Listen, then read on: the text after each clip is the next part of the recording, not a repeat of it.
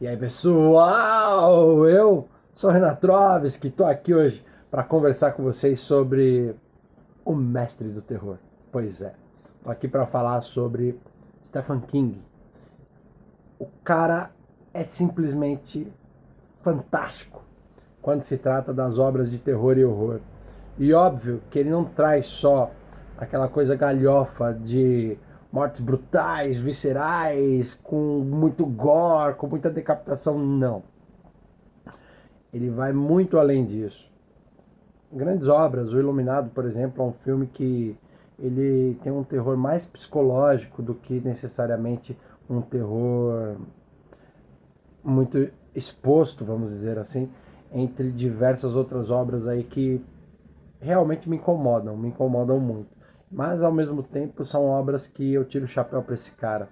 Ele é muito criticado pelos finais dos livros dele e tudo mais, que tipo, ele mesmo se intitula que ele não é tão criativo com o final dos filmes, mas O Nevoeiro, especificamente essa obra, é uma obra que me deixou literalmente perturbado. E não de tipo ficar com medo ou qualquer... Não, o final desse filme é muito indigesto.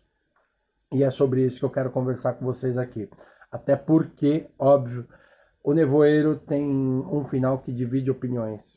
E eu percebi muito isso fazendo as pesquisas aqui para poder começar a ter esse papo com vocês, né?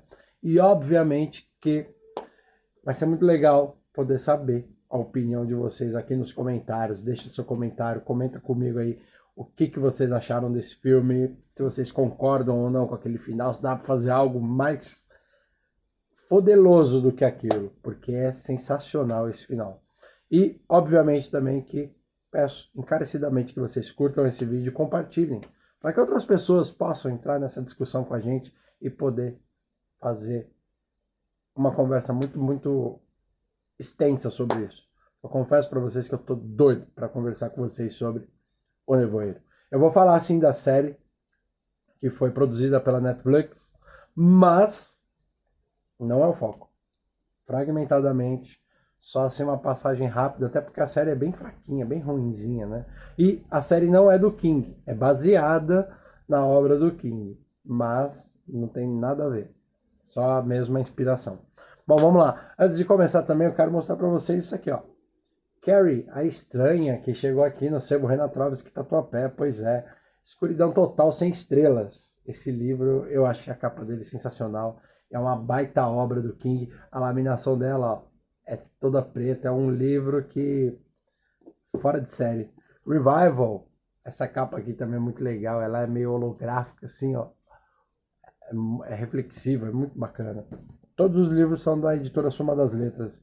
E Sombras da Noite. Esse aqui vai virar um vídeo que eu quero conversar com vocês. É uma das obras mais legais que eu acho do King. E, óbvio, que vai ser bem bacana trazer esse conteúdo aqui para vocês. Todos esses livros aqui estão disponíveis no sebo Renatroves Tatuapé. Ó.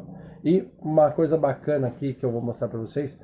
Os livros aqui do nosso sebo, ó, eles são livros assim muito bom estado, tá?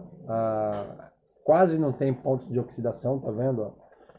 Os livros geralmente são bem conservados e com bons preços aí para vocês poderem adquiri-los também. E vamos que vamos, porque tem bastante coisa para falar de O Nevoeiro aqui. Bom, para quem não sabe, O Nevoeiro é uma obra de 2007, dirigido pelo Frank Darabont, né?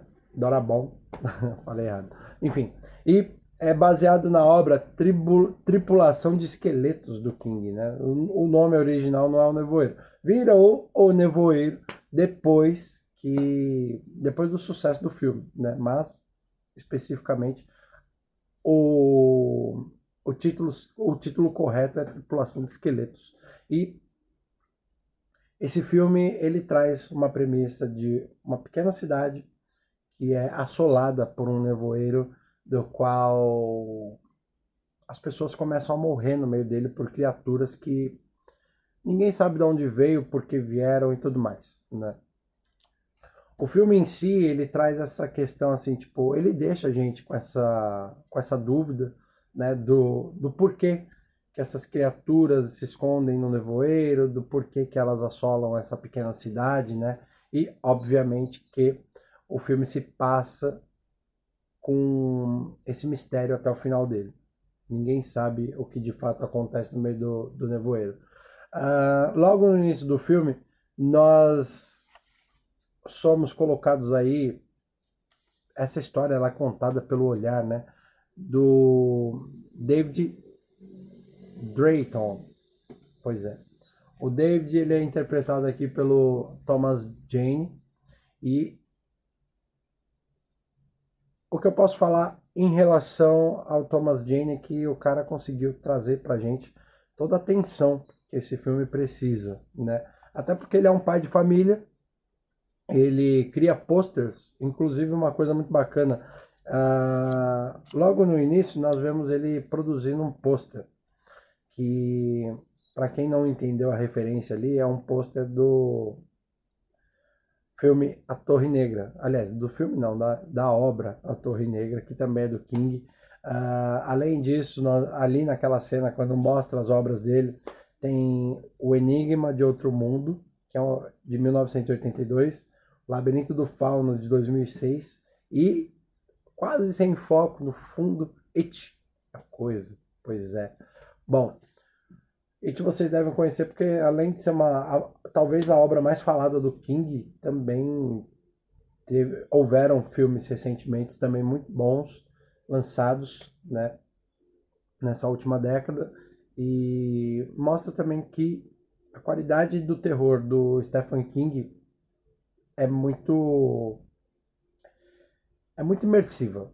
É difícil você não pensar em King sem ter o terror psicológico. E aqui, o King ele coloca assim os monstros dentro dessa obra. No entanto, o terror está bastante nos seres humanos.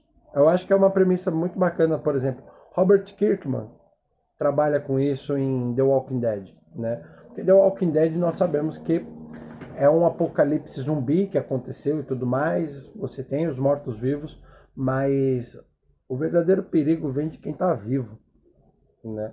Uma série que me indicaram até recentemente é O Jogo da Morte, que fala exatamente sobre isso. Tipo, a pessoa, ela não tem o medo de morrer, né? Ela tem o medo de viver. E aí, por quê? Essa questão, né? E nesse filme nós temos aí não só o Thomas Jane como Dave, mas nós também temos aí Toby Jones como o Hollywick. E esse cara, olha, o Dave ele é importante até porque ele é o protagonista, a história dele é muito mais profunda de todos ali, né? Mas o Toby Jones aqui como Wally Wicks, ele faz o papel de um funcionário de mercado que ajuda as pessoas ali a sobreviverem, se protegendo do nevoeiro. Esse cara tem talvez o papel mais legal no filme, né?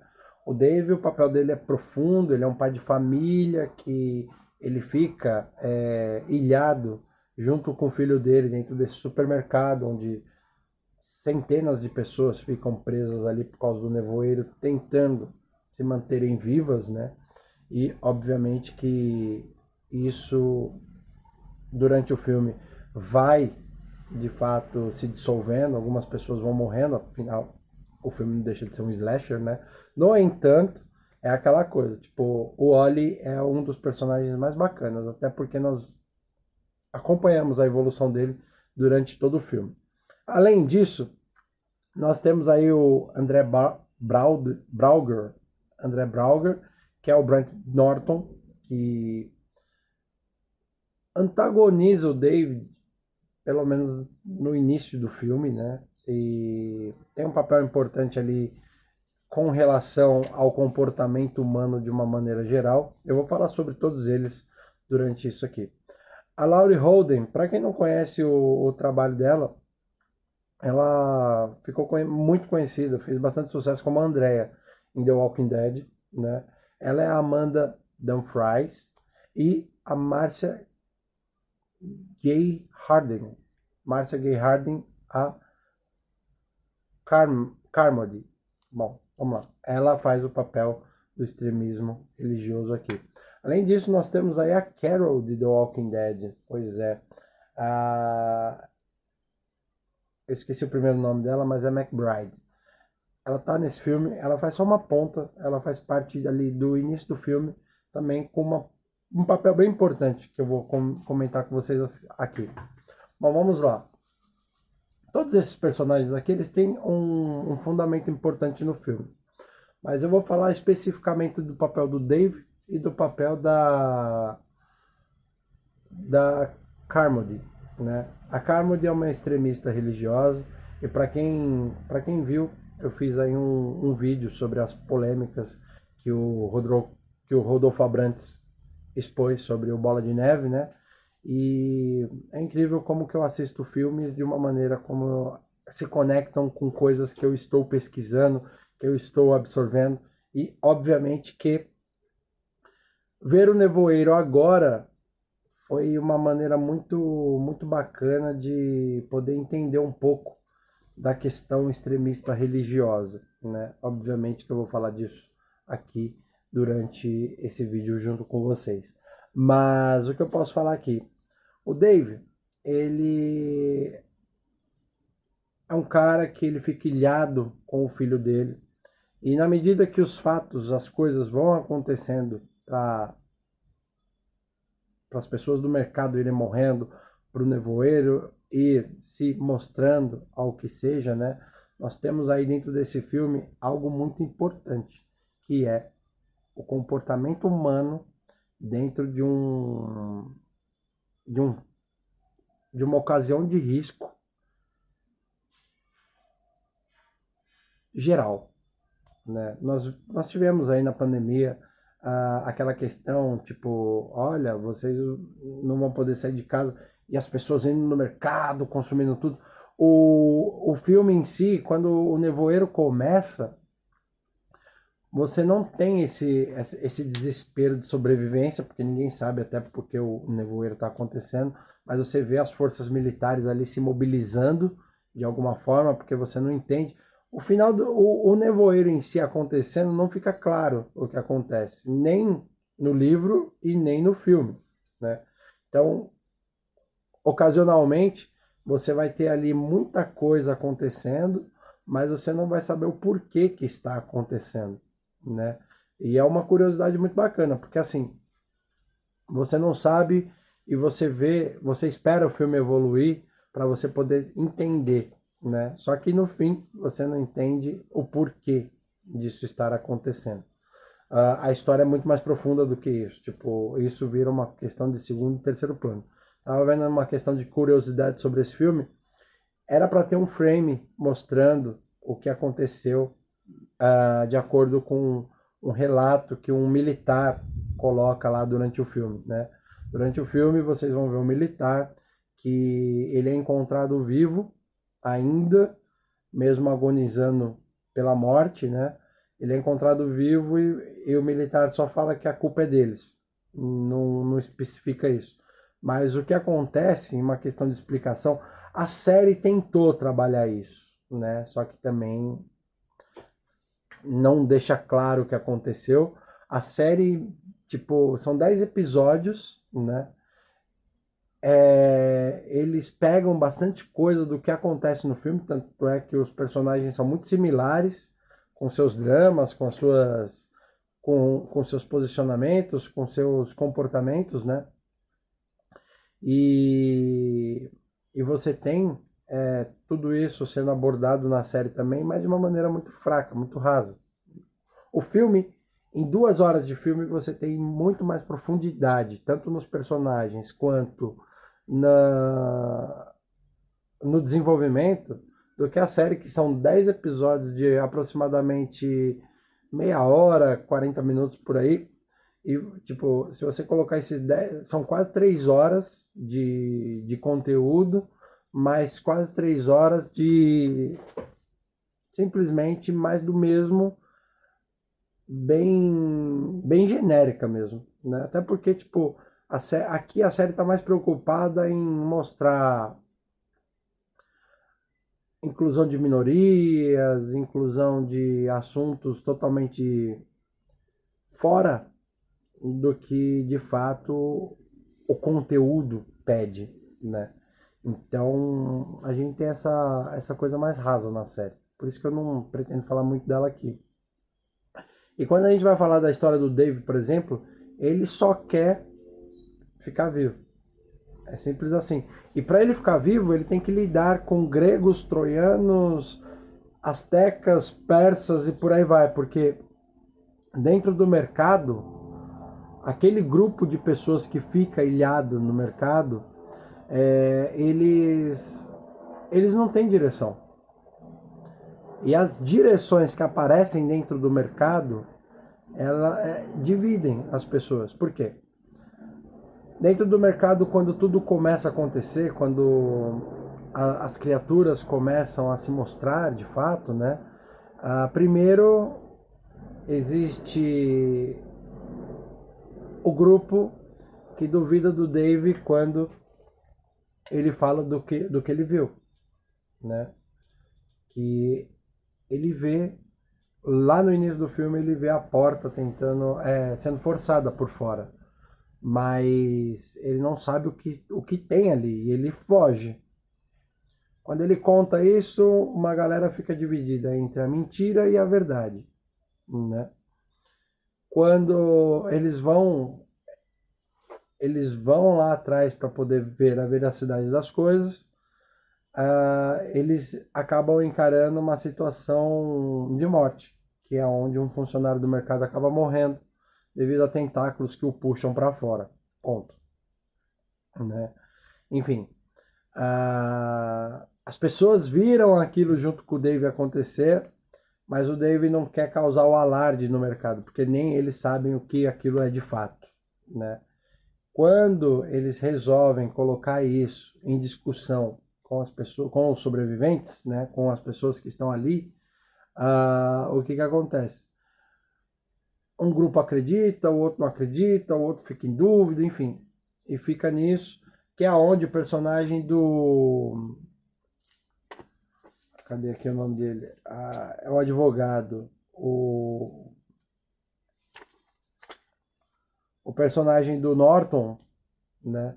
Ele pega e fala assim, olha só, eles já têm conflitos porque eles são vizinhos, o Dave e o Norton, né?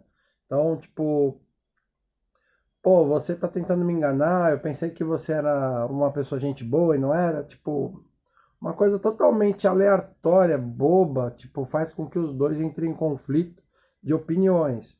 Então, o advogado acha que o Dave tá mentindo, mesmo vendo provas do que aconteceu lá no fundo, e traz essa discussão de tipo assim, olha só, isso está errado, no nevoeiro não tem nada. E detalhe, antes de tudo isso acontecer, aparece um personagem lá no início, todo ensanguentado, entrando no mercado para se proteger do nevoeiro, né? Então o que acontece? Tipo, essa questão da incredulidade, ela é muito forte nessa história, né? E as pessoas estão vendo o que está acontecendo, mas ainda assim tem dúvidas, né? Isso também entra muito na nossa realidade atual, com essa questão aí de manipulação de pessoas, notícias sensacionalistas, com o intuito de fazer massas de manobra e por aí vai, né? Enfim, e isso acontece bastante, porque o cara, ele é incrédulo. Ele vai lá e fala assim, ó, no nevoeiro não tem nada, eu vou sair lá e vou embora daqui porque eu não quero ficar com vocês, que vocês são tudo louco. E você só escuta os gritos depois deles se perdendo no nevoeiro, não mostra. Isso que é muito legal. Uma coisa que me pegou muito aqui nesse filme exatamente foi isso. Tipo, o fato de não conseguirmos ver o que está acontecendo, né? E isso deixa a gente mais tenso. Isso deixa, pelo menos no meu caso, me deixa muito mais tenso de não saber o que está acontecendo, me deixa muito mais curioso para saber o que vai acontecer e, obviamente, acende um alerta de tipo assim, olha só, precisamos fazer alguma coisa, né? E isso é muito forte nessa obra. Ok, o filme vai se desenrolando e a personagem da Carmody, ela começa a pregar que aquilo é o final do mundo, que as pessoas têm que se arrepender, esse é o momento, o apocalipse está acontecendo, as coisas ali não vão acabar bem, as pessoas têm que se entregar. Mas é aquela coisa, com aquele extremismo religioso de falar assim, olha só, você é obrigado a reconhecer tal coisa, né? E ela começa a citar fatos bíblicos, Antigo Testamento, de uma maneira muito forte ali, né? E começa a falar sobre as criaturas e tudo mais. Só que assim, na medida que ela vai pregando isso para as pessoas no mercado, no início acham ela de louca. Mas com o decorrer dos acontecimentos no mercado, ela acaba virando uma espécie de profeta, né? Então, tudo que ela começa a citar da Bíblia, ela começa a trazer as pessoas para ela. E isso se torna preocupante porque vou citar o Ed René aqui. O Ed René, no momento do meu batismo, ele citou que a Bíblia é a arma mais poderosa do mundo, né? Porque a pessoa que entende a Bíblia, ela consegue manipular as pessoas, né? Então, o que que acontece? Isso acontece muito, porque aquele conhecimento bíblico colocado em contexto com uma pessoa que sabe o que está fazendo, ela vai sim vai comer a mente das pessoas de uma maneira que vai deixar os caras malucos, né? Então é aquela coisa que, não sei se vocês conhecem a história de Deixados para Trás, a história aí do filme Mãe, né? São histórias que elas contam de uma maneira muito clara como são esses acontecimentos. Só que a Carmody, ela se apega muito nas punições do Velho Testamento, principalmente nas 10 pragas do Egito, né? Então, a série, ela aborda isso, né? Só que na série esse desenvolvimento é muito raso, né? Eu vou comentar sobre isso exatamente porque na série essa questão religiosa, ela é tratada de uma forma bem fraquinha. Por quê? Lá nos Estados Unidos especificamente, eles abordam muito a perspectiva do catolicismo. Como eu falei no vídeo do Rodolfo, muito do que a gente atura hoje com a relação religiosa, ela vem de fatos históricos causados pela Igreja Católica no âmbito da enganação, da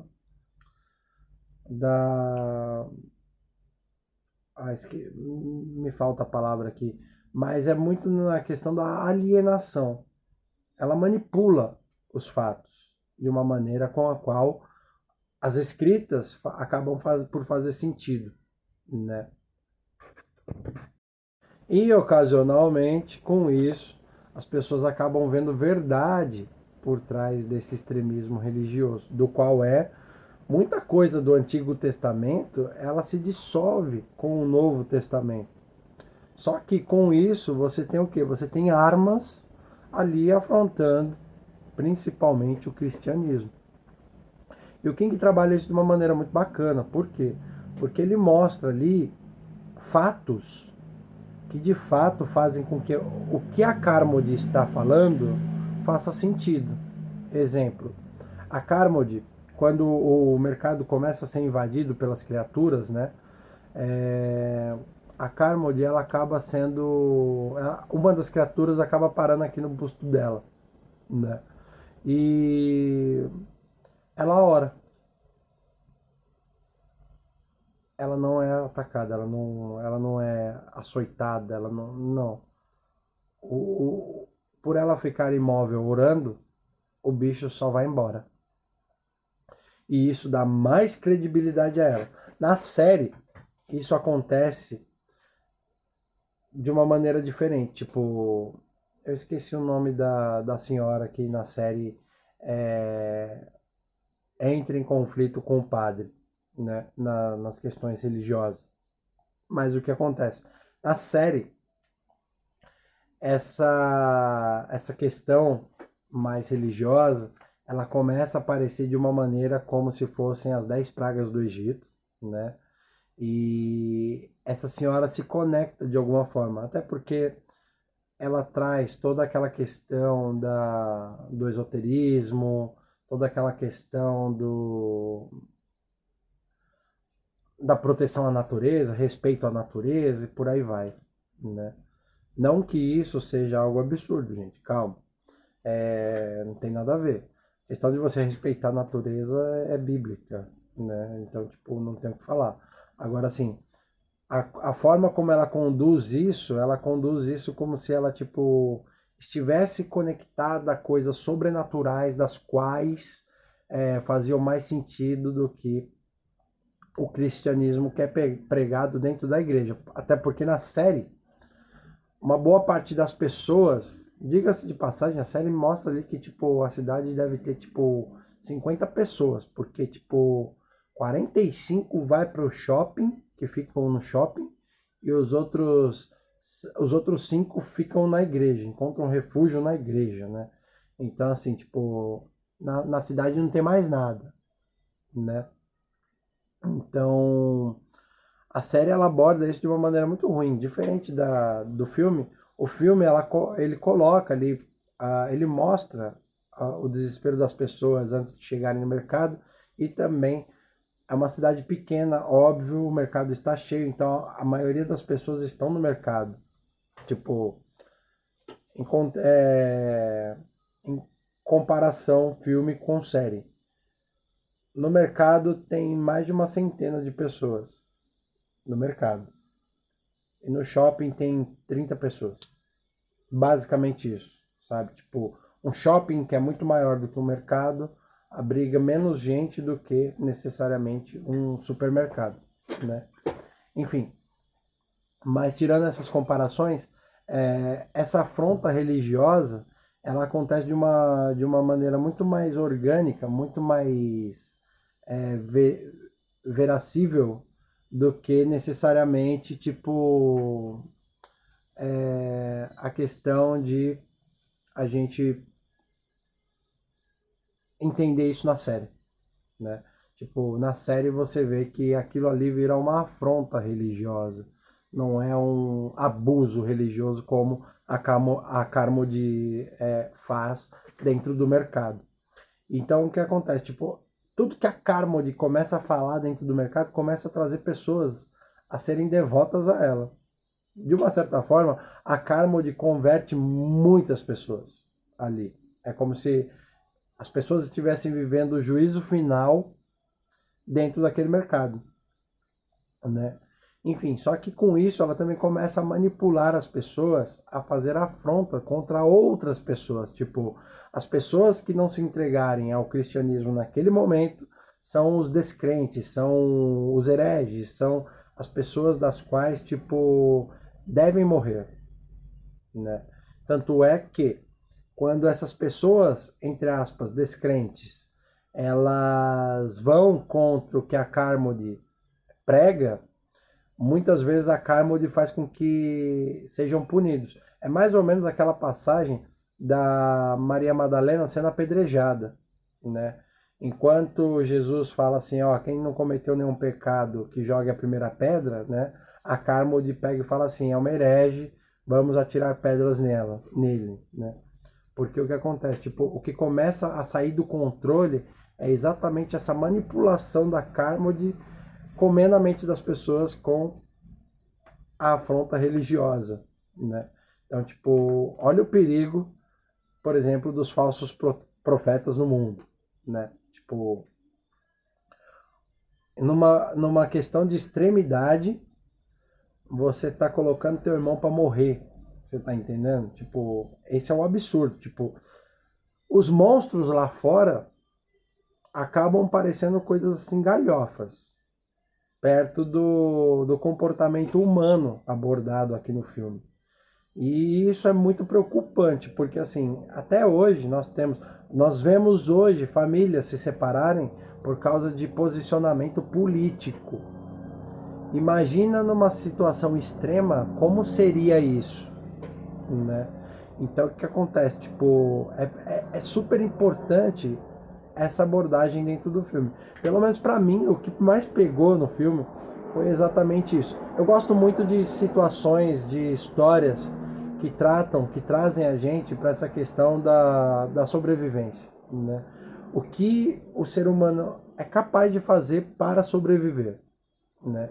E aqui, especificamente, nós vemos pessoas preocupadas que não entendem o que está acontecendo lá fora, não entendem de maneira nenhuma. Sim, elas estão vendo pessoas morrendo, mas elas não sabem o porquê.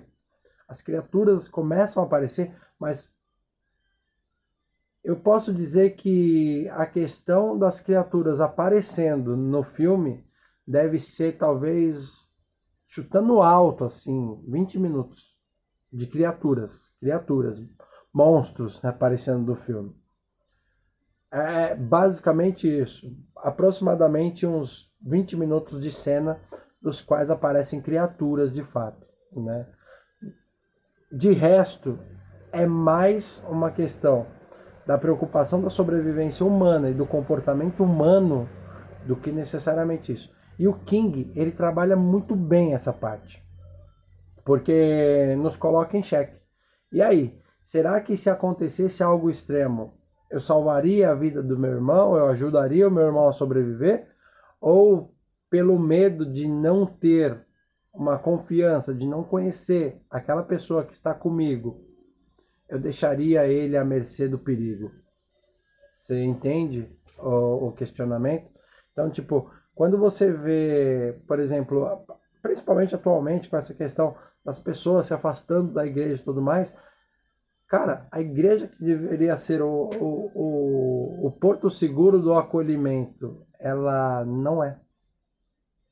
Ela se torna um motivo para fugir. Uma coisa na série que é abordada, que eu acho bacana, quando se eu não me engano, o nome dela é Nora, a senhora do filme. Quando a Nora é colocada com o padre numa situação de disputa por crença, né? Você vê que pessoas deixam de seguir o padre para poder seguir a Nora com as profecias dela, né? E a Nora faz o que a igreja faria com as pessoas que estavam fora da igreja na Idade Média.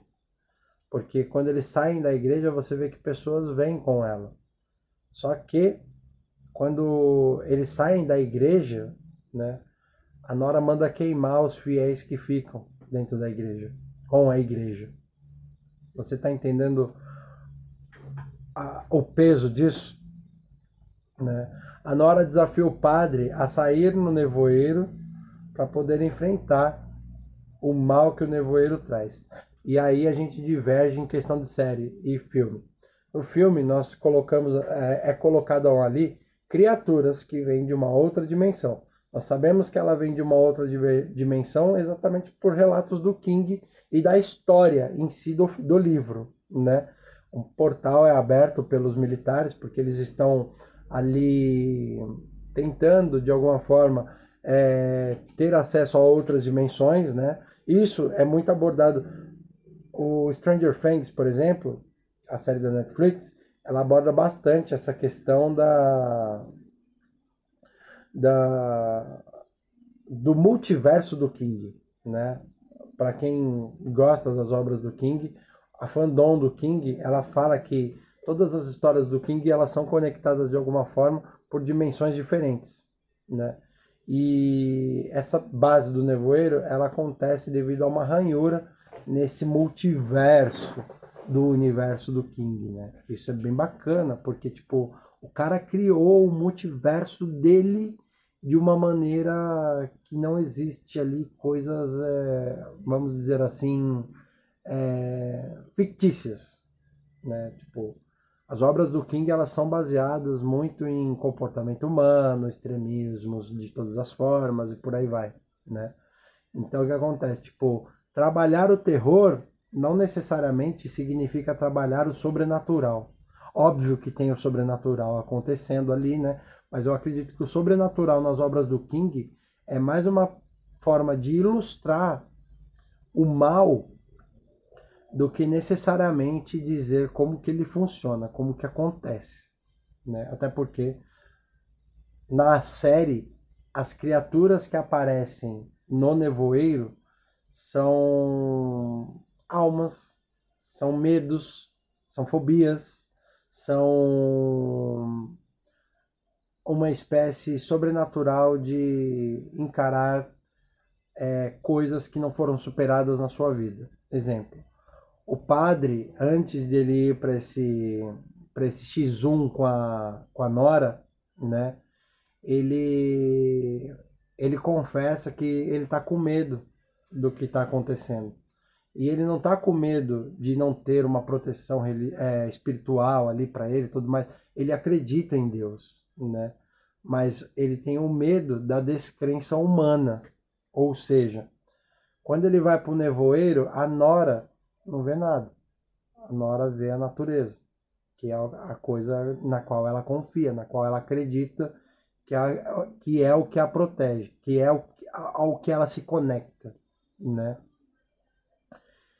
E o padre, o medo dele é a descrença. Então, consequentemente, quando ele chega no nevoeiro, os 4 cavaleiros do Apocalipse vêm atrás dele, né? E acabam o levando.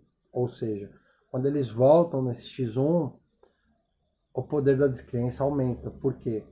O que o padre prega fica como se fosse algo fictício, e o que a Nora está pregando, ela está dizendo a verdade por fazer sentido aos olhos das pessoas ao que está sendo visto. Mas mesmo assim, você ainda tem uma nata de pessoas que ficam na igreja, que são as pessoas que são queimadas ali, como na Idade Média, né? Enquanto a Nora vai embora com as pessoas que resolvem seguir ela, né? E isso fica muito evidente pelo papel do policial da série, que acaba vendo que a merda que ele fez.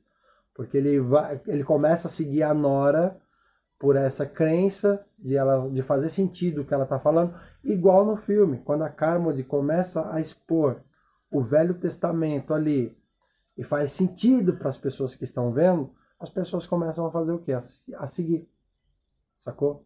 Então, tipo, isso é muito abrangente dentro da série. Você se conecta muito com tudo isso. Eu, pelo menos, me peguei muito. Por mais que a série da Netflix seja muito ruim, é muito ruim mesmo.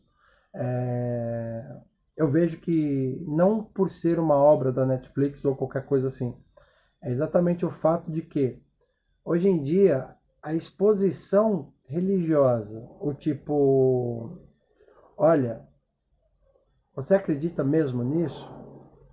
A forma como é colocado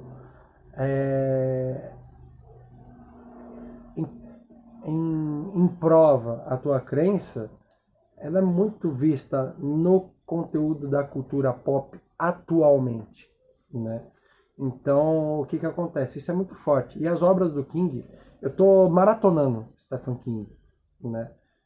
Eu assisti o Nevoeiro, assisti o Christine, eu assisti o Iluminado, assisti It, né? Eu tô maratonando Stephen King exatamente para entender o porquê ele é considerado o mestre do terror. E as obras trazem essa religiosidade de uma maneira muito forte, né? Nas obras do King. E isso é muito legal, porque é aquela coisa. Eu tenho a crença de que assim, a gente precisa conhecer o mal para poder fazer o bem. Eu acredito nisso. Então, se a gente conhecer o mal, a gente vai ter muito mais atitude para saber quando o mal está acontecendo. Então, se a gente consegue reconhecer o mal, a gente consegue combater o mal. É isso, né? Então, fica mais difícil de você ser ludibriado, fica mais difícil de você ser convencido, fica mais difícil de alguma forma, a sua crença ser colocada à prova. Entendeu? Tipo, hoje em dia é o que eu falo, é mais difícil desacreditar do que acreditar, vendo o mal do mundo, né? Mas enfim, tendo isso, nós vamos vendo ali o desenvolvimento do filme que leva aquelas pessoas se desintoxicarem das pessoas que estão alienadas, convencidas com o que a Carmody está fazendo no mercado. Então, assim, essa conversão que ela está fazendo no mercado é exatamente o fato de, tipo, colocar as pessoas contra as próprias pessoas, a ponto de sacrificarem uma pessoa exatamente pelo fato de duvidarem que ela não sabe da verdade. O cara é um militar, eles voltam da farmácia, da qual eles encontram aquele militar que eu citei para vocês, que pede desculpas pelo que está acontecendo, né? Os dois amigos dele se matam, porque os dois têm noção do que está acontecendo, mas não sabem o porquê que está acontecendo, né? E quando é revelado que os militares sabem de alguma coisa, que o único militar que está ali no mercado é jogado na fogueira. E a fogueira aqui é o quê? Eles, além de apunhalar esse cara, esse militar, ele é jogado para a névoa, né? Então, o que acontece? Lá na névoa ele acaba morrendo e todo mundo vê a morte dele, né? O Oli, que é o funcionário do mercado que tem um bom desenvolvimento, a parte legal dele é exatamente essa. Ele está vendo o que está acontecendo, existe uma insubordinação pelo lado dele, mas é algo que qualquer pessoa faria. Tipo, num momento de extrema coisa que você está no seu ambiente de trabalho e seu supervisor, seu gerente, seu superior tenta vir colocar hierarquia dentro disso, dane-se. Tá todo mundo ali brigando para sobreviver, tá todo mundo tentando sobreviver. Você acha que essa é a hora de hierarquia acontecer? Vai cagar. Eu, no caso do Oli, eu teria feito a mesma coisa. O cara vem tentar botar a banca em cima dele, tipo, olha só, você é só um funcionário, vai cagar, você não sabe de nada, sacou? E é isso, tipo, o Oli, ele começa a ver esse desenvolvimento, ele talvez ele seja a pessoa mais preocupada com o bem-estar de todas as outras, né, ali dentro do mercado, e é o cara que se preocupa com todos, sem fazer distinção nenhuma, né? E é muito bacana isso. Até porque, tipo, o desenvolvimento do Oli é realmente o de um guerreiro. Ele faz de tudo para que aquelas pessoas ali fiquem bem. Tanto é que os recursos do mercado, quando alguém se machuca, quando alguém está com fome, ele que vai ali fracionando, vai distribuindo para que nada falte para ninguém no mercado. Ele cuida das pessoas, né? Enfim. E quando ele vê que o Danny tá com o filho dele, tá tentando proteger o filho dele a todo custo, tá tentando voltar para casa para buscar a mulher que ficou em casa, depois da tempestade que aconteceu, que destruiu a casa dele, a preocupação do Danny é o quê? Estar vivo para poder voltar para casa, para poder, de fato, buscar a mulher dele para eles poderem ir embora dali, né? Porque o Danny tá vendo tudo que está acontecendo na prática, ele tá vivendo tudo aquilo.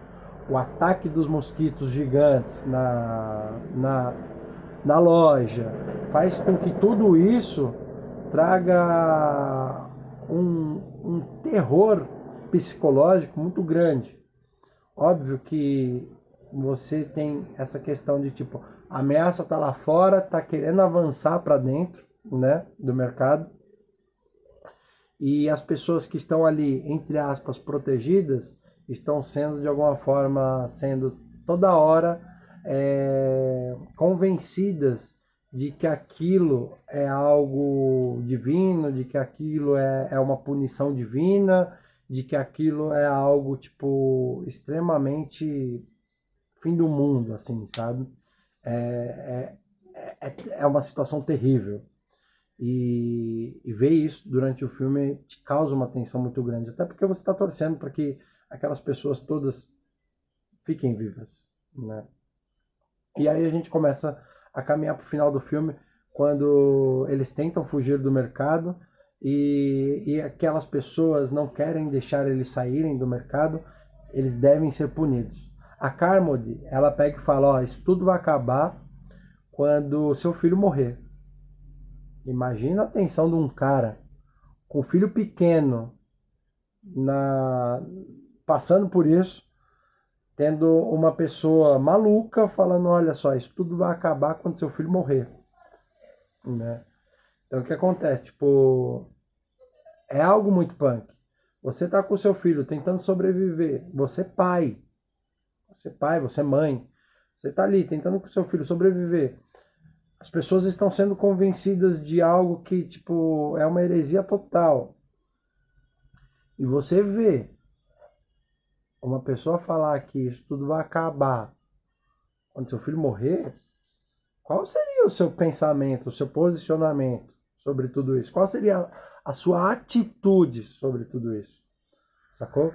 E é disso que nós estamos falando aqui, exatamente pelo fato do que o protagonismo traz não só a questão de uma pessoa tentando sobreviver, mas também traz a questão de um pai tentando fazer com que o filho sobreviva.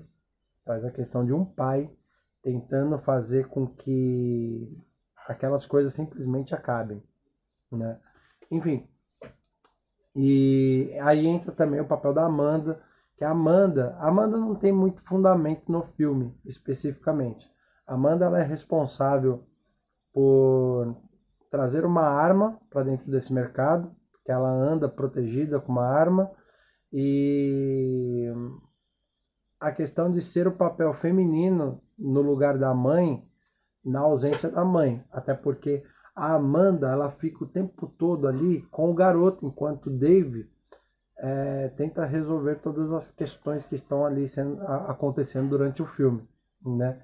E as pessoas que ficam do lado do Dave até o fim, elas acabam sendo vistas como hereges, como aquelas pessoas que estão indo contra o que a Carmody está pregando ali, né?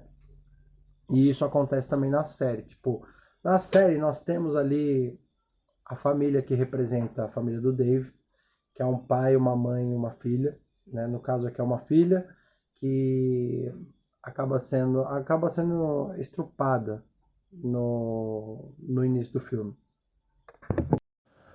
Nós temos ali o melhor amigo dessa garota, que é homossexual, é um garoto que passa por uma briga familiar muito grande, porque o pai não aceita o homossexualismo dele, enquanto a mãe dele é a única que o protege, né?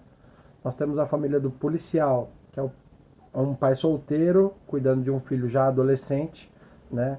O filho é o acusado de ter estrupado a garota. Nós temos o militar que tem... Ele não lembra da vida dele, né?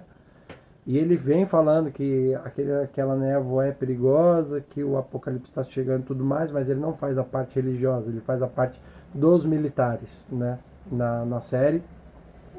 Igual no filme. Tudo isso é igual ao filme, tirando a família do garoto que é homossexual e tirando a família do policial que é ele e o garoto, né? Até porque para uma série tem que ter um pouco mais de camada, né? Não tem só essas vertentes. Enfim, tem uma viciada que vai presa no início do filme e é vista como alguém perigosa, né? E nós temos toda a questão, todas essas pessoas que existem dentro do mercado, que se convertem, que apoiam a Carmody e tudo mais, elas estão no shopping, junto com a mãe e a filha. Nesse caso do shopping, quem fica com a filha é a mãe, né? No filme, quem fica com o filho é o pai, né? A parte da crença, ela é colocada no viés do padre. O padre é a nora. Então, o papel da Carmody ficou com a nora e o papel do padre ficou com... Aliás, o papel religioso ficou com o padre, especificamente, né? Só que o padre, ele acarreta a questão ele acarreta a questão da conversão natural, da conversão divina mesmo, né? Porém, com o viés da distorção, né? O padre passa por uma situação da qual ele tem um coroinha na igreja. E o que que acontece?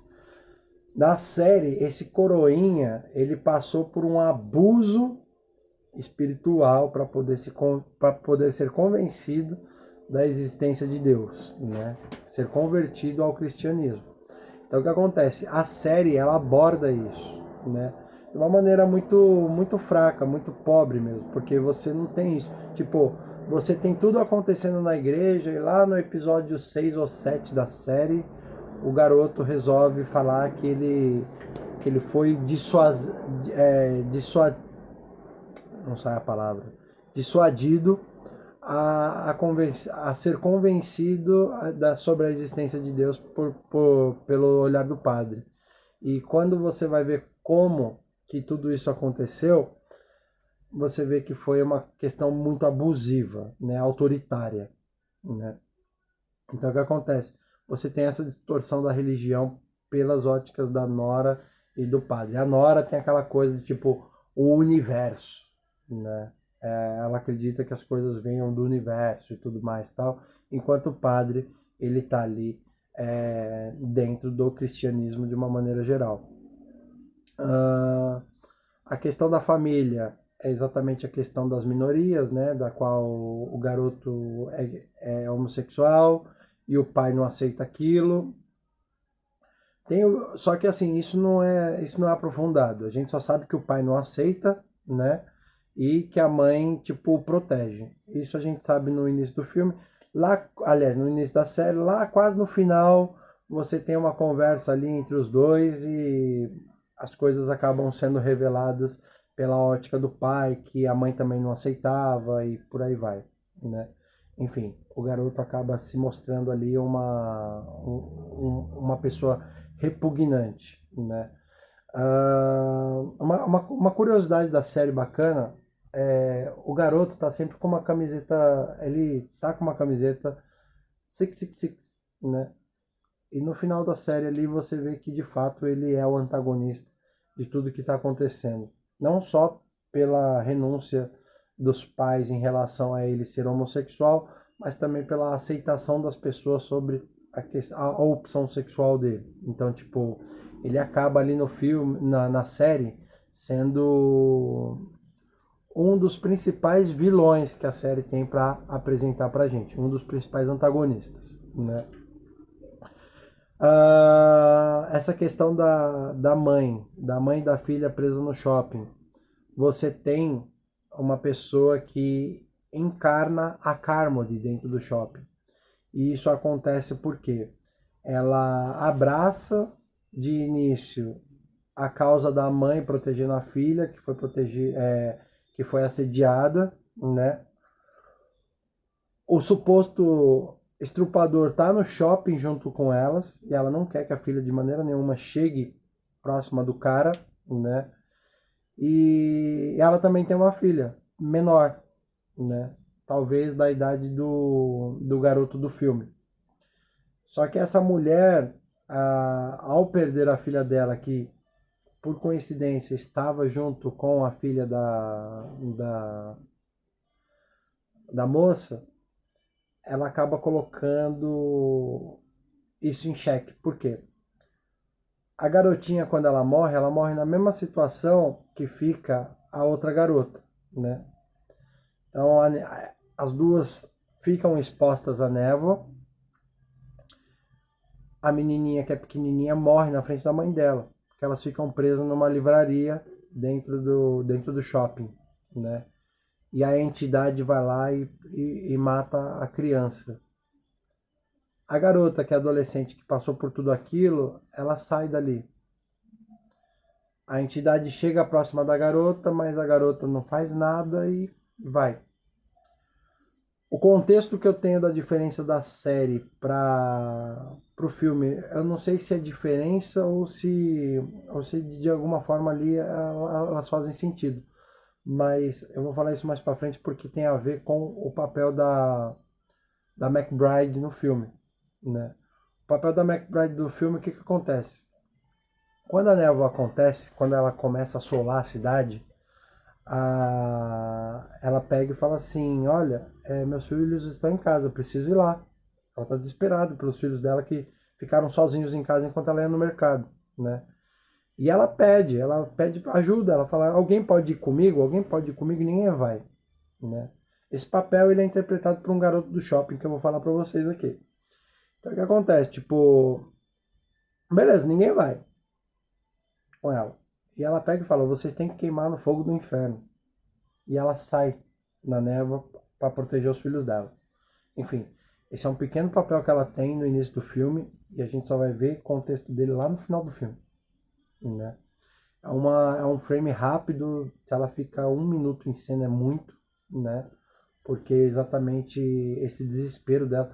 É muito o papel dela em The Walking Dead, inclusive. Porque em The Walking Dead, ela é a mãe que tem uma filha pequena que tá ali tentando se proteger do apocalipse zumbi, né? Enfim. No shopping, nós temos um garoto que é bem bocó, um adolescente bem bocó, ele também é homossexual e ele faz o papel de um nerd bocózão mesmo. Ele e o amigo dele é muito nerd e tudo mais tal. E os dois só fazem bobagens enquanto eles estão ali dentro do shopping. E a morte dessa criança acontece por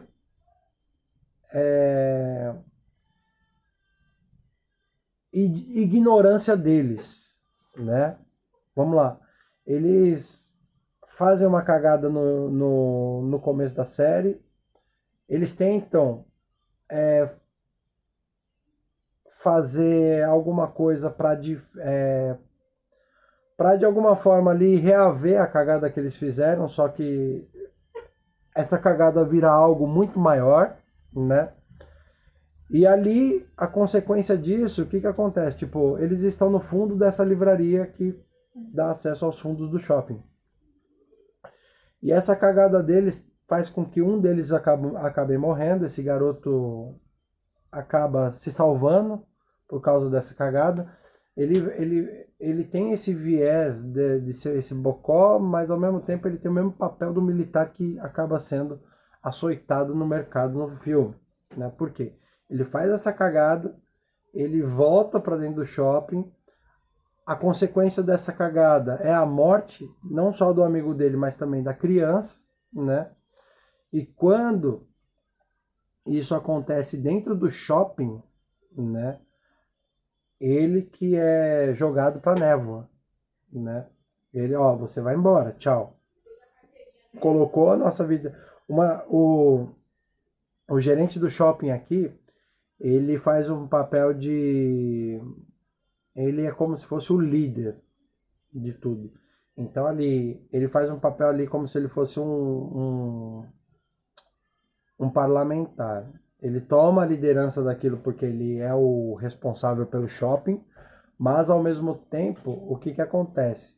Ele resolve fazer com que aquela estada dentro do shopping vire uma democracia. Então as pessoas começam a colocar algumas regras para que os acontecimentos que levem as pessoas a perigo tenham algum tipo de punição. E é exatamente o que acontece com relação às pessoas que estão ali no shopping juntas, né? Eles pegam, eles começam a fazer uma espécie de leis para ficarem bem no shopping. Então tem o racionamento de comida, tem as coisas que podem e não podem serem feitas, tem os locais que as pessoas podem e não podem entrar. Por exemplo, eles falam assim, ó, enquanto a gente está aqui, só pode ser usado as coisas que são necessárias para a nossa sobrevivência. Tipo, não pode haver saque em lojas, né? Então, tipo, aquelas pessoas que estão vivendo no shopping, elas usufruem dos recursos que elas precisam para sobreviver. É uma regra isso, né? Enfim, e a estada ela acaba se assolando por causa dos dramas pessoais de cada pessoa. Inclusive, um dos dramas que é visto bem no início da série tem a ver com esse garoto que tanto ele quanto o amigo dele fazem uma cagada ali no início do filme, da série, que fazem com que, tipo, eles sejam chamados à atenção, né? E também excluídos de uma certa forma, porque a bobeira deles faz com que, tipo, eles sejam afastados daquele grupo ali para não ficar causando alarde, nem caos, nem nada. Enfim. Essas são as similaridades que a série tem ao filme, mas o desenvolvimento na série é muito ruim. O único desenvolvimento bom assim que eu achei na série de fato foi essa questão da afronta religiosa, é muito impactante. A forma como as pessoas são fáceis de ser manipuladas e começam a seguir pessoas que não têm o mínimo aprofundamento de nada, né? Tipo, olha, eu acredito nisso, eu vou fazer isso porque eu acredito que isso seja o correto e tudo mais. Então, tipo, e aí? Essa crença é suficiente para te convencer que aquilo é o correto? Esse é o ponto que é abordado na série, né? Mas é isso. A história mais profunda mesmo tá dentro dessa afronta religiosa. O terror está exatamente aí.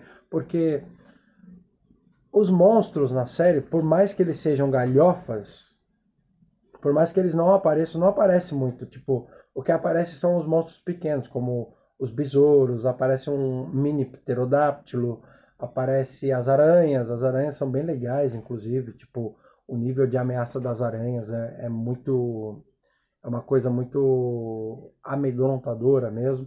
Só que assim, tipo, à medida que você vai vendo essas criaturas, né, de acordo com a periculosidade delas, algumas são aquela coisa galhofa. Por exemplo, na hora que para o. Eu tava vendo aqui a questão das criaturas, uma é uma mistura de mosca com escorpião, né?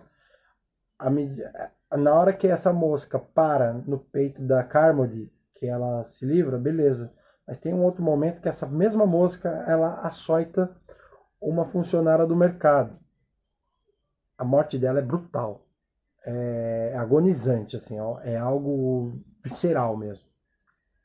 A picada faz com que o local da picada prolifere na moça e, tipo, ela vai inchando assim e ela fica agonizando ali no chão, morrendo, né? Ela morre como se fosse uma espécie de envenenamento, né? É como se fosse a açoitada de um escorpião mesmo, né? De uma aranha, seja lá o que for. As aranhas, por exemplo, quando elas jogam teias, né? E as teias dela são corrosivas, são ácidas. Então, quando pega em alguma parte do corpo humano, tipo, começa a queimar, a se dissolver, assim. É algo bem macabro. Tanto é que uma das coisas bem legais que tem aí na hora que eles vão na farmácia buscar remédios e tudo mais, que eles encontram um militar que sabe o que está acontecendo, que pede desculpas, inclusive, ele está vivo ainda. Ele está, tipo, em quase morte, né? Mas quando eles tentam salvar esse cara, o corpo dele já está todo apodrecido, os órgãos dele já estão todos apodrecidos. Então o que acontece? O corpo dele vira uma espécie de ninhada de aranha. Então quando eles puxam o corpo do cara, várias aranhas pequenininhas saem dos casulos delas e começam a ir para cima dos sobreviventes, né? Que ali estão. É muito louco isso. É muito legal isso no filme, né? Enfim, e você tem muito disso no filme. Tipo, você de fato, no filme, você de fato sente o medo, a perca dessas pessoas que estão vivas. Na série, não. Na série é um vai e vem do caramba, tipo, o pai que tá buscando a filha, precisa encontrar um carro, quando ele encontra um carro, em vez dele ir atrás da filha, que ele tá preocupado com a filha, ele vai para o hospital, no hospital ele encontra uma situação da qual ele precisa resolver a questão do irmão, tipo, a mãe da filha passa por essa questão de abuso, mas o passado da mãe é um passado de uma mulher que, tipo, parece que a cidade inteira comeu ela e, tipo, todo mundo julga ela por, por quem ela foi na adolescência dela e tudo mais tal. Tipo, o casamento dela foi uma forma de tirar ela dessa vida louca que ela vivia, né? E quando você vai vendo o desenvolvimento dessas personagens, acaba sendo muito raso. A questão que é tratada sobre o abuso com a filha dela, especificamente, quando você vai ver, é uma coisa muito rasa. Tipo, eu vou falar aqui porque não faz sentido. É uma série ruim. Se vocês tiverem curiosidade de assistir, vai lá, dá o play, né? Mas o drama da filha que foi abusada fica em cima do cara que é apaixonado por ela. O garoto é apaixonado por ela, é doido por ela e, tipo, passa praticamente a série toda tentando convencer a garota que não foi ele. Esse é o ponto, né? Lá no final, você entende que, tipo, quem abusou dela foi o melhor amigo dela, que é homossexual. Tipo, não faz sentido nenhum, né? E, tipo, a doença desse fato é exatamente o fato do garoto afirmar lá no final da série que ele fez isso porque ele não queria ver ela com ninguém. Então o garoto não era tão homossexual assim, ele era, tipo, vamos colocar que ele era bi. Só pode. Mas, tipo, no decorrer do desenvolvimento desse garoto, mostra toda a homossexualidade dele com casos que acontecem no hospital. Que é onde ele encontra um garoto que batia nele na escola por ele ser gay, né? E só que o garoto que batia tanto nele, que açoitava tanto ele, é apaixonado por ele. Tipo, não faz sentido nenhum, né? Enfim, e é por isso que a série é tão rasa. Tipo, aqui eu acho que eu já abordei tudo que a série tem a trazer, tipo, não tem nada de relevante. Acho que a maior história mesmo está exatamente na afronta sobrenatural que tem entre a questão religiosa. Mas enfim, voltando ao filme, chegando ao fim dele, o Dave ele consegue fugir com um grupo de pessoas, né? Todos os sobreviventes que foram ali jogados para fora do mercado, que é o Dave, a Amanda, o filho e um casal de senhores idosos, né? Pelo que eu vi, é aqui que tudo diverge. Na verdade, em vez de 5, são 4 que sobrevivem no livro, né? E quando eles fogem do mercado, o Oli morre. Ele é pego por uma mistura de aranha com um caranguejo gigante, né? Ele morre ali, é uma morte que de fato a gente sente por ela, né? As outras pessoas que estão com eles, elas também acabam não conseguindo chegar no carro. Que o Dave, qual que é a pegada? O Dave ele faz um esquema para ele fugir da, da manipulação religiosa que a Carmody comete no mercado, né? Então ele e o Oli bolam um plano para pegar o carro e ó, vazarem dali. Só que a Carmody impede isso, né? Tudo que eles planejam, a Carmody impede e faz com que as pessoas fiquem contra eles dentro do mercado. Isso acaba gerando um conflito do qual o Oli acaba matando a Carmody, né? E eles vão embora. As pessoas que querem ficar ficam, mas eles vão embora, né? E beleza. Só que nisso, nessa corrida até o carro, sobram apenas 5 pessoas, né? Lá para fugir com o Dave. Aliás, 5. O Oli morre antes de entrar no carro. Enfim. E eles vão embora pela névoa. Nessa que eles vão embora, eu encontrei até uma definição legal aqui, que no filme tem um monstro gigante, do qual eles passam com o carro, que chama Behemoth. Esse nome aqui, ele é o único nome que é original do filme, é o único monstro que é o original do filme, que eles criaram pro filme mesmo. Mas uma curiosidade interessante por causa disso, quem fala disso na Bíblia é o Jó, capítulo 40, versículos do 15 ao 24. É um bicho gigante, né? Eu imagino que na Bíblia esse bicho deva ser um Leviatã, né? Então o que acontece? É um bicho gigante, com tentáculos e tudo mais, E uma das curiosidades que eu vi, parece que os pterodáctilos fazem ninho nesse bicho, né? Os pequenos pterodáctilos e as moscas lá também, né?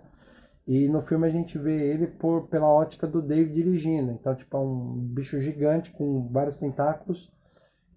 Na minha ótica, vendo o filme, eu lembrei muito do mamute, né? Ele parece um mamute gigante com tentáculos assim pelo corpo e pernas muito, muito altas. Lembrou muito também aquelas criaturas que aparecem em Guerra dos Mundos, né? Pela altura, né? Enfim. E lembra também aquelas, não sei se são naves, mas em Star Wars tem aqueles quadrúpedes de metal lá que parecem naves e tudo mais. Enfim, lembra muito aquilo também. É bem bacana isso. Enfim, e o Dave vai, né? Segue com o carro. Esse bicho não oferece nenhum tipo de risco. Eles só param o carro e veem o bicho andando enquanto eles passam. Ele para o carro para não ser esmagado, né? Porque cada pegada, cada passo que o bicho dá faz uma pegada maior com o carro, né? No asfalto. Enfim, e eles seguem para o final. E aí é que tá. Esse final é o que de fato me deixa maluco. Enfim, e com isso vamos ao polêmico final. O Dave pega o carro e usa o carro até a gasolina acabar, né? Chegando no fim do caminho, eles não vêem mais esperança de nada, porque o Dave ele passa pela casa dele, ele vê que a esposa dele foi morta por uma daquelas aranhas que eles encontram no, na farmácia, né? Ah, ele segue caminho com os outros quatro, com o filho, com a Amanda e com o casal de idosos no carro. E vem a polêmica desse filme. No livro, acaba aí. Ele passa na casa dele e vai embora. No livro ainda tem, parece que um final, uma nota no final falando sobre a arma com 3 balas, né? Lembre-se, no livro ele sobrevive em 4. No filme são 5. E essa arma tá com 4 balas no filme. Eles dão continuidade para isso. A gasolina acaba e eles não querem ser mortos pelas criaturas, né? E aí? Eles têm a incrível ideia de usar as 4 balas, mas ia sobrar um vivo ainda. Quem seria essa pessoa que ia ficar viva? O Dave toma essa responsabilidade para ele mesmo. Então, eles param, eles tomam a decisão juntos, os 4, né? Que o garoto tá dormindo, o filho tá dormindo. Eles tomam a decisão juntos de morrerem sendo pelos tiros, né? Não mostra a cena deles morrendo, tá? Tipo, a câmera vai para trás do carro, só mostra a sombra deles ali no carro, dentro do carro em geral, né? Porque tem a neblina também. Então, o que acontece? Tipo, você escuta os 4 tiros e o Dave fica vivo. Só que o Dave entra em choque dentro do carro. E ele procura alguma coisa para ele se matar, mas ele não acha dentro do carro. E aí vem a questão. Ele fica ali em choque por um momento e ele resolve sair do carro para que alguma criatura mate ele, né? Só que nesse momento a neblina cessa, o nevoeiro baixa. Ele começa a escutar tremores, começa a escutar barulhos, mas não parece ser de nenhuma criatura, né? E a névoa começa a baixar. quando essa névoa começa a baixar, ele vê o exército. Ele vê caminhões do exército. Ele vê o exército matando as criaturas. A névoa baixa e ele começa a gritar, porque, porra, ele matou o filho dele. Eu, Renato, eu não teria coragem. Numa situação dessa, eu não teria coragem. Eu não teria coragem nem de matar os 3 que estavam comigo, muito menos meu filho. E ele fica desesperado, em choque, e os caminhões começam a passar, né, do lado dele, caminhões, tanques de guerra, por aí vai. Quando ele olha para o lado, para piorar a situação, ele encontra a McBride, com os 2 filhos dela.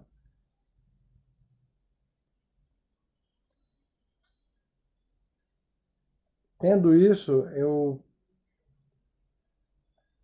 desliguei. Até vi se tinha alguma cena pós-crédito, mas eu desliguei, eu fui procurar o desfecho do livro. E no desfecho do livro, acaba antes. Eu vi, na pesquisa, eu vi que o King gostou demais do final, né? Porque ele não pensou nisso. Na história do King, acaba com eles indo embora depois de passar na casa do Dave e ver a esposa morta, né? Mas isso me colocou numa questão muito forte, porque assim, nós vemos sim a afronta espiritual, a afronta de crença por base da Carmody no filme. E ali a gente vê o fim da esperança. A pessoa descrente. A pessoa que... O bacana do final desse filme é que assim, tipo, eles dão razão pra Carmody. A Carmody fala lá no mercado, olha, seu filho tem que morrer pra isso acabar. Então, assim, tipo, pra quem não prestou atenção nessa parte do filme, o final do filme faz sentido nisso, né? Pela profecia da Carmody, né? E eu não sei de onde os roteiristas tiraram a ideia de fazer esse final. Ele é muito bom, é muito impactante, realmente faz você pensar, né? Mas é aquela coisa, eu terminei o filme desolado. É como eu falo pra vocês, tipo, questões que envolvem pais e filhos, pais que eu falo não é só pai não, viu? É pai e mãe. Mas questões que envolvem pais e filhos me pegam muito. E, tipo, é difícil aceitar algo assim. O final desse filme, ele impacta exatamente pelo fato de fazer você refletir sobre esses tipos de questões. As questões da manipulação, as questões da forma de induzir você a pensar, a crer. Eu vejo muito isso na política, a questão de usar o povo como massa de manobra, né? A questão de induzir o povo a seguir uma narrativa que faz com que pessoas sejam manipuladas a acreditar no certo e no errado. Eu fiz um vídeo aí do Capitão América com base num vídeo que o Peter fez refutando mentiras sobre o Capitão América. E nesse vídeo especificamente mostra um posicionamento muito bacana do Capitão América sendo imparcial, mas seguindo o que ele acredita ser o correto, né? E ter essa integridade, essa direção de diretriz, né?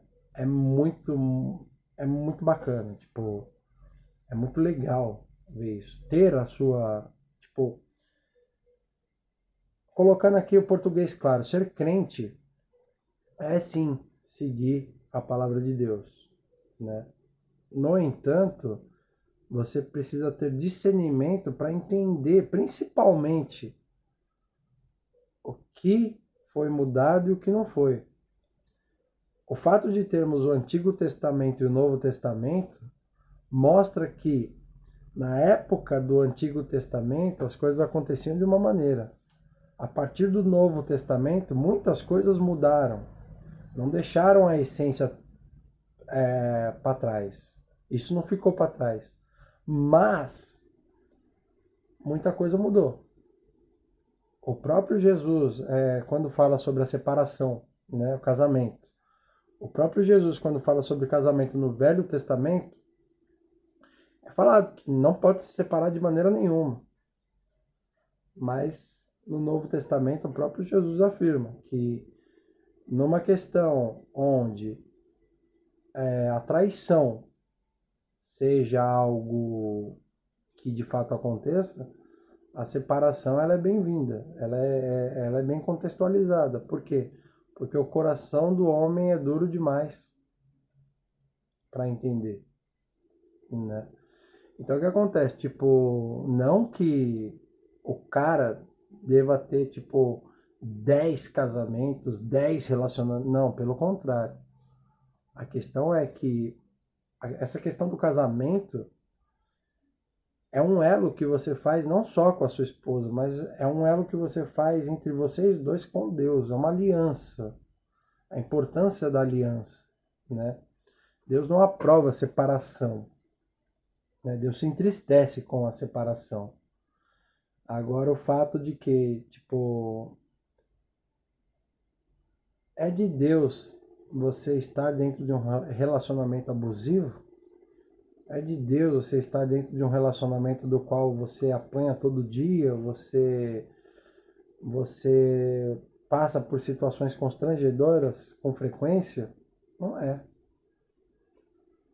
A palavra é clara, Deus se alegra em ver nós estando bem. Prosperidade, felicidade, descanso, tranquilidade.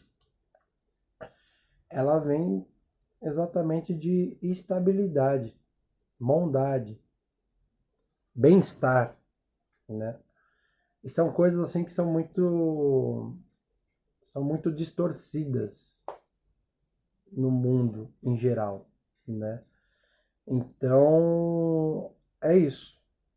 É basicamente isso. Então, tipo, esse final aí do filme do King, colocando o cara em xeque com relação a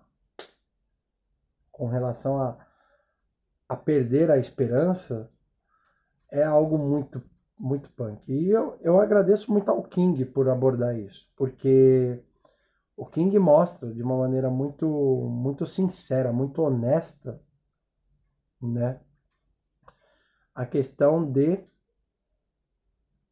ter esperança. Essas afrontas que ele faz, essas afrontas religiosas que ele coloca nas histórias dele, são exatamente para a gente avaliar o que é correto e o que não é. É uma maneira muito clara de ele mostrar como que o mal habita no mundo, fazendo com que você perca essa esperança. Você entendeu? Então, tipo, é aquela coisa. Tem uma morte no filme que é muito bacana. Tipo, é um roqueiro. O cara talvez seja um motoqueiro, alguma coisa assim e tal. Só que ele tem um perfil todo roqueiro mesmo, né? E, ele entra em conflito com a Carmody. Ele pega e fala assim, ó, eu vou lá fora, eu vou buscar a espingarda que tá na caminhonete do fulano, e eu acredito no mesmo Deus que você, mas o meu Deus não é tão mal quanto o seu, né? Porque a Carmody, ela tá colocando a verdade, ela tá citando a Bíblia, né? E o cara também é crente. O cara, ele se coloca à prova, né? Mas entra o contexto que eu entendi da névoa. A névoa tem o mesmo contexto do Pennywise. A névoa ataca quem tem medo. Por que a Nora não morre na série? Porque a Nora não tem medo da névoa. Tanto é que, contexto da Nora na série. A Nora, ela acredita no universo e tudo mais, tá ok, beleza. Só que quando a névoa sobe, o marido dela morre, né? Só que o marido dela não morre por causa da névoa. O marido dela é assassinado por causa de alguém que está com medo, correndo na névoa, desesperado por estar no meio da névoa. E quando eles se encontram, a pessoa vai lá e dá um tiro na cara do velho, né? Todas as pessoas que entram e são atacadas na névoa, elas têm medo do quê? Das criaturas da névoa, né? Todas as pessoas que vão para a farmácia, elas estão com medo de morrer. Todas as pessoas que saem na névoa, elas estão com medo de morrer. No início, o garoto está com medo de ir lá fora, mas ele não quer assumir que ele está com medo. Ele quer mostrar que ele é corajoso. Então o que acontece? Tipo, o segredo por trás da névoa é o medo. É igual o Pennywise. No final, quando todo mundo enfrenta o Pennywise, qual que é o ponto fraco do Pennywise? Saber que as pessoas não têm medo dele. É isso. O que te afasta da crença? O medo. O medo não é de Deus. Deus fala, descansa. Descansa em mim. Não seja ansioso, não seja desesperado. Não. Eu sou a sua esperança. Enquanto você está aí com medo, eu estou trabalhando por você. Descansa. Uma coisa bem simples, saindo da espiritualidade. Quando você tem algo para resolver, se você tiver com a cabeça fria, você não resolve de uma maneira muito mais prática, muito mais simples do que se você tiver com a cabeça quente? Quantas vezes você não perde a cabeça com algo que você se estressa, que você explode, que você maltrata, que você fala coisas absurdas, e você perde detalhes importantes de resolver uma situação exatamente por causa dessa fúria. Isso sem falar que é pecado. A fúria é um pecado. Vocês estão entendendo? É o medo. O King trabalha isso em todas as obras dele. São perturbadoras as obras do King. E a perturbação não está nos monstros. A perturbação está no medo. É isso que te causa o medo. Iluminado. O Jack, ele não é um assassino, ele tá num hotel, preso com a família dele. É um lugar grande, é um lugar que, tipo, estão só eles três, ele é um escritor, só que, tipo, aquele estado de eles estarem no local, sozinhos, sombrio, com fatos que aconteceram lá dentro, aquilo mexe com a cabeça dele, é psicológico. Tanto é que ele fica tão louco no final que ele vai atrás de matar o filho e a esposa dele. Doutor Sono, outra obra do King.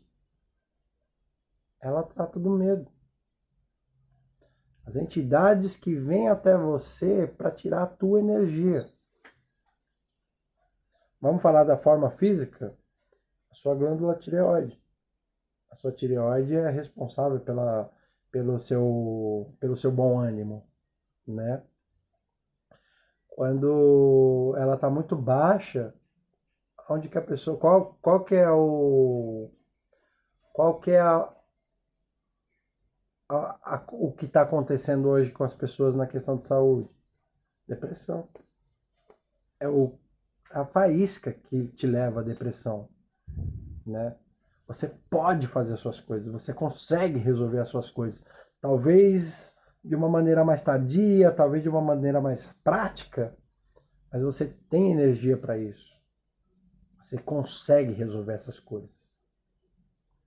Só que o desespero de resolver isso é tão grande que você não consegue pensar nisso. Não estou falando aqui que, tipo, para você curar sua depressão, você não tem que procurar ajuda. Claro que tem, né? Não, longe disso. Até porque é aquela coisa, enquanto você ainda só está perdendo a sua energia, ok, né? O Doutor Sono mostra isso. As entidades que aparecem em Doutor Sono, elas vêm para tirar a tua energia vital, sacou? Essas entidades, elas querem a tua energia de vida, é o sobrenatural. Para quem não acredita em sobrenatural, existe, né? É como se uma entidade estivesse puxando a tua energia vital para você chegar na depressão. Sacou? É isso. Na célula de quinta-feira, nós entramos nesse ponto da questão de sermos o corpo de Cristo. A importância que a comunidade tem, a importância da célula, né? Fez muito sentido o nome de célula, porque nós somos uma célula, nós somos um corpo, né? O fato de estarmos em célula e podermos falar das nossas questões pessoais para pessoas e escutar as histórias das pessoas, elas trazem insights, elas trazem solução, elas trazem direção, elas trazem amparo, que é coisa que falta no mundo atual. Misericórdia, perdão. Por que você fala tanto sobre perdão? Porque o perdão é necessário. E eu não falo só do perdão externo, o nosso próprio perdão com nós mesmos, porque Jesus já perdoou nossos pecados quando ele foi crucificado.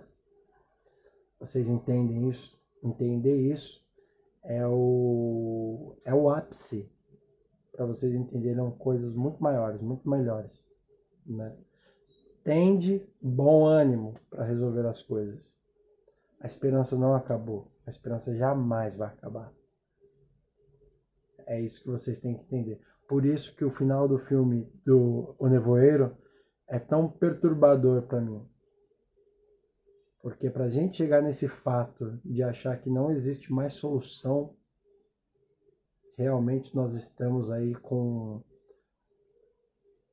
a nossa essência vital sendo sugada por algo muito pior, por algo muito maior, muito, muito mal, muito medonho. E a gente tem que esquecer essa questão do medonho, porque nós somos muito maiores, porque nós temos um Deus que de fato está ali pra gente. Ele não dorme. Quem é por ti não dorme. E é essa mensagem que eu deixo para vocês aqui. Em nome do Senhor Jesus, jamais esqueçam que Jesus está do seu lado o tempo todo, trabalhando por você. Em nome do Senhor Jesus. Amém, gente? Um abraço a todos vocês. Deixa aí nos comentários o que vocês pensam sobre tudo isso. Até a próxima, pessoal.